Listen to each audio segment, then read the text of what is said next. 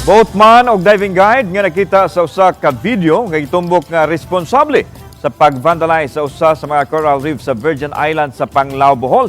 Nailahan na, mato ni Bohol Governor Enrico Aristotelo Mitado nga human ang usa ka adlaw nga panawagan online. Mitumaw niadtong Setyembre 5 ang Boatman ug pagka Setyembre 6 ang diving o tour guide nga responsable sa vandalism sa lungsod sa Panglao.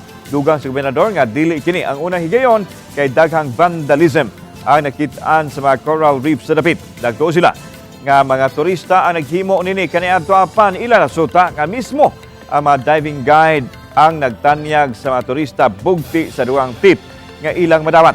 Tungod nini girekomenda ni Omintado sa Panglao LGU, DNR ug sa PAMBI nga mosangat sila og reklamo batok sa doroha aron magsilbing leksyon alang sa uban.